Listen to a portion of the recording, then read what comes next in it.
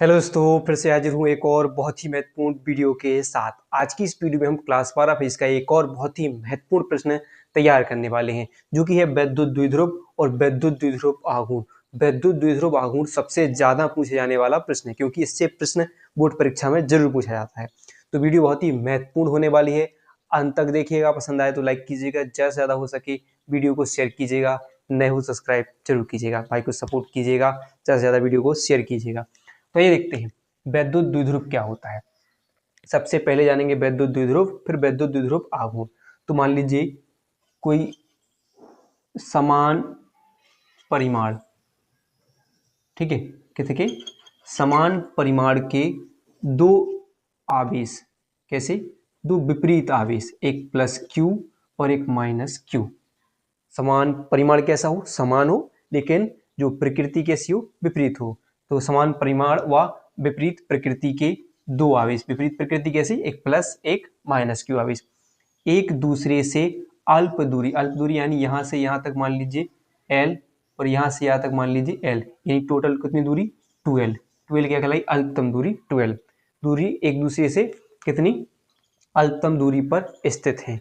तो आवेशों के ऐसे निकाय को क्या कहा जाएगा, वैद्युत द्विध्रुव कहा जाएगा। कैसे, यदि समान परिमाण व विपरीत प्रकृति के दो आवेश एक दूसरे से अल्प दूरी पर, अति अल्प दूरी पर स्थित हो, तो ऐसे निकाय को क्या कहा जाता है, तो आवेशों के ऐसे निकाय को वैद्युत द्विध्रुव कहा जाता है। कैसे, देखिए यहाँ पर लिखेंगे कि यदि यदि समान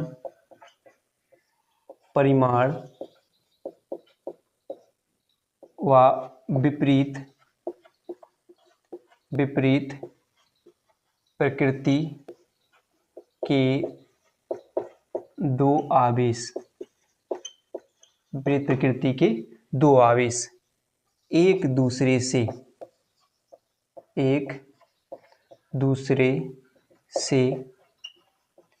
अति अल्प दूरी पर स्थित हो, तो आवेशों के ऐसे निकाय को, आवेशों के ऐसे निकाय को वैद्युत द्विध्रुव वैद्युत द्विध्रुव वैद्युत द्विध्रुव कहते हैं।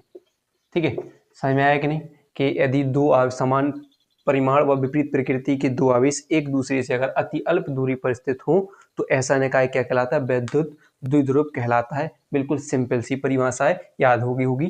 तो अब देखते हैं जो मेन क्वेश्चन है, जो कि है वैद्युत द्विध्रुव आघूर्ण। क्या होगा, वैद्युत द्विध्रुव आघूर्ण।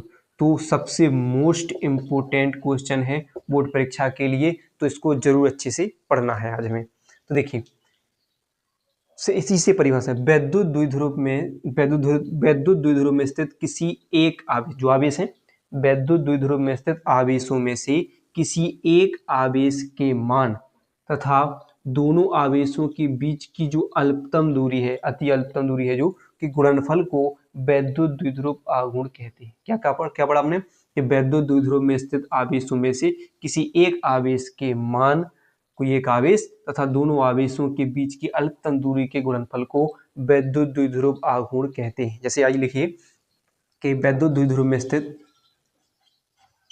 वैद्युत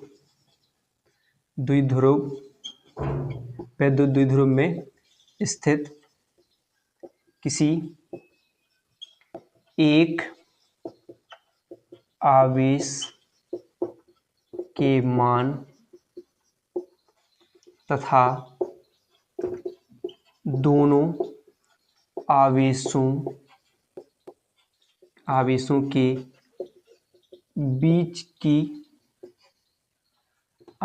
के बीच की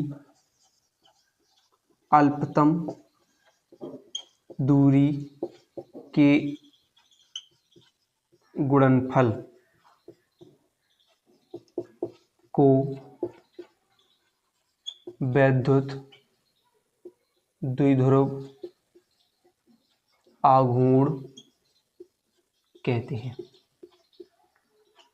सिंपल से कि नहीं, एक वैद्युत द्विध्रुव में स्थित आवेश में से किसी एक आवेश के मान तथा दोनों आवेशों के बीच की अल्पतम दूरी के गुणनफल को वैद्युत द्विध्रुव आघूर्ण कहते हैं। इसे अगर बात करें, इसे P से प्रदर्शित करते हैं। इसे P से प्रदर्शित करते हैं। किससे? P से प्रदर्शित करते हैं। जैसे मान लीजिए हमने क्या पढ़ा परिभाषा कि P वैद्युत द्विध्रुव हो गया, तो दोनों आवेशों में से कोई एक आवेश ले लेते हैं, यानी हमने Q ले लिया, एक प्लस Q आवेश लिया, इनके बीच की अल्पतम दूरी कितनी होगी? Total 2L। तो ये क्या हो जाएगा? P बराबर Q इंटू 2L क्या हो जाएगा? इसका सूत्र हो जाएगा, यानी दोनों आवेशों में से कोई एक आवेश तथा इनके बीच की दूरी की अल्पतम दूरी 2L के गुणनफल को वैद्युत द्विध्रुव आघूर्ण कहते हैं। इसे हम P से प्रदर्शित करते हैं। अगर हम इसके मात्रक की बात करें, मात्रक, तो आप देखोगे ये क्या है? आवेश का मात्रक क्या होता है? कूलाम। और दूरी का मात्रक क्या होता है? मीटर। तो कूलाम मीटर इसका क्या हो जाएगा? मात्रक हो जाएगा। अगर इसकी विमा की बात करें, विमा क्या होगी? तो देखिए हमने पढ़ा है कि आवेश की विमा क्या होती है? ए टी, बड़े ब्रैकेट में रखना है पूरा, और मीटर की क्या होती है? एल। तो एल, अगर इन दोनों को मिला के लिखें तो एल पहले लिखा जाता है, एल टी ए। तो विमा क्या हो जाएगी? एल टी ए क्या हो जाएगी? एल टी ए, इसकी क्या हो जाएगी? विमा हो जाएगी। अगर हम इसकी राशि की बात करें, तो राशि में जो वैद्युत द्विध्रुव एक सदिश राशि है, कैसी है?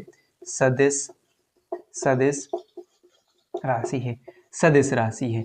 इतना आपको लिखना होगा। इसकी विमा पूछ ली जाएगी, मात्रक पूछ लिया जाएगा, परिभाषा पूछ ली जाएगी, या वैद्युत द्विध्रुव क्या होता है पूछ लिया जाएगा। तो इतना आप लिख दोगे तो गारंटी है कोई भी नंबर नहीं कटेगा। फिर इसके बाद इससे प्रश्न बनते हैं कि वैद्युत द्विध्रुव के आधार पर, वैद्युत द्विध्रुव आघूर्ण के आधार पर अक्षीय और निरक्षीय स्थिति में वैद्युत क्षेत्र की तीव्रता। तो मोस्ट इंपोर्टेंट प्रश्न भी होते हैं, 5 अंक या 3 अंक के पूछ ले जाते हैं, और ये 2 अंक में या 1 अंक में आपसे यहाँ से प्रश्न जरूर बनेगा। या तो आपसे परिभाषा 2 अंक में और मात्रक परिभाषा पूछ ली जाएगी, केवल मात्रक पूछा जाएगा तो 1 नंबर में विकल्प बन सकता है, विमा पूछ ली जाएगी, कुछ भी बन सकता है। तो इतना आपको अगर आप लिख लेते हो तो गारंटी है आपके कोई भी नंबर नहीं कटेंगे। बस इतना आपको लिखना है। तो वीडियो पसंद आई हो तो वीडियो को लाइक और चैनल को सब्सक्राइब करना ना भूलिएगा।